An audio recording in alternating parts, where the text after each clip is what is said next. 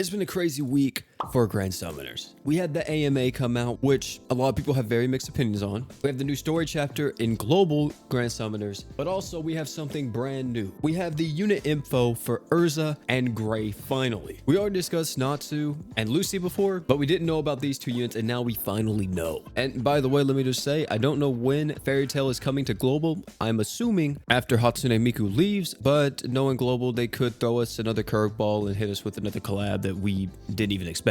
Technically, this is going to be a first impressions or a live reaction to this since I haven't read these at all. Let's hope that they're actually pretty solid, because if they're not, I'll be pretty upset, to say the least. By the way, before we get into this, yes, all Fairy Tail units can go up to luck 120 for free. However, there is no guaranteed crossover unit ticket. So if you want one of the Fairy Tail units, make sure you save your crystals, your Alk stones, all that for whenever they actually come out, because there's no handouts for this crossover, unfortunately. Gray Fullbuster. This man is a water human. His slots are 5-star physical, 5-star physical, and 4-star physical. His skill is a 12-second cooldown, 1800% water damage physical for 7 seconds to increase your own accuracy by 20%. Your regular art is a 20,000% water damage physical. When you activate this, you permanently increase all allies' physical damage by 20% up to a maximum of 100%. And then finally, he has his true art, which is 48,000% water damage physical. And then for 20 seconds, you increase your own damage by 100%. And when used for the first time, you also increase everyone's art gauge by 50. His 3 abilities are Water Wielding Warrior,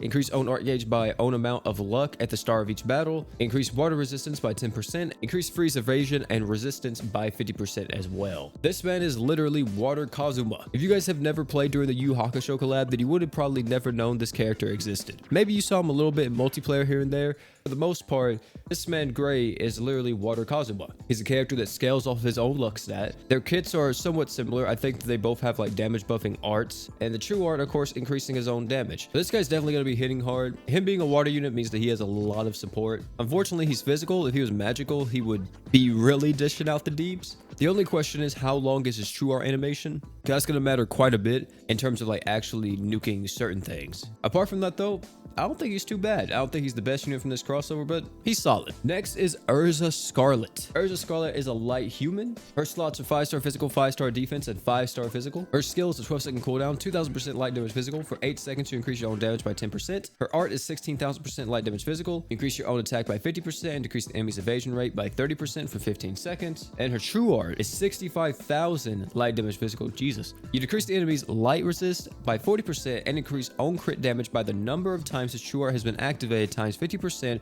up to a maximum of 250% for 15 seconds. Her abilities are as follows. You have Queen of Spirits Titania. I hated that unit in Warframe. When not affected by stats elements, increase own crit rate by 100%. When own HP is above 90%, you increase your own art gauge by 4 per second. Increase light res by 10% and increase paralysis and evasion resist by 50%. Okay, so she practically has 100% crit rate all the time. You know what? This unit is kind of interesting. She practically has 100% crit rate all the time if she's not afflicted with any type of stats elements. If she's above 9% HP, she gets 4 arts per second. She's kind of selfish because she's not really offering a lot to the team, like whatsoever, just apart from light resist down. But I think she'll be hitting pretty freaking hard. Her slots are kind of whatever, but she does have the all 5-star slots. I wonder why they gave her all 5 stars and not someone like Natsu, like the main character of the show. I don't know, it's a little bit weird to me, but it is what it is. But I think this has potential because increasing your own crit damage is going to really skyrocket your damage. So even though she's a ramping damage dealer, I think you're going to be seeing this girl used as like a nuker alongside Saitama because she does have that light resist 40% down. It's not as good as something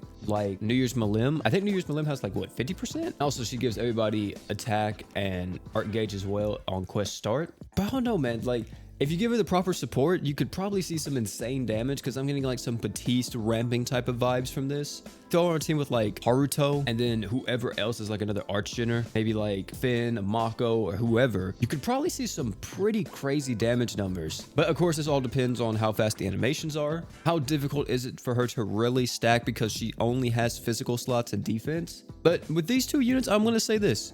I don't think they're as strong as Natsu and Lucy. Maybe Urza could definitely prove to be pretty interesting and possibly the strongest attacker from this entire crossover. But I think these two are a little bit more, how do I want to put this? A little bit more gimmicky in terms of their play styles. But that's kind of piqued my interest a little bit more than Natsu and Lucy, because Lucy's just like a crazy light support. We all know this.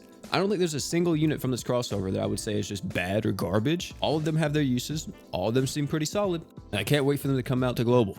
Tell me what you guys thought down below in the comment section about these units. You guys think they're good, you think they're bad, whatever the case may be. You already heard my opinion, so I'd like to hear yours. If you enjoyed this video, I highly recommend that you go check out either one of these GS videos. These two videos are absolute bangers. Just go watch them. I promise you, you're gonna enjoy them. Oh yeah, before you leave, don't forget to drink water.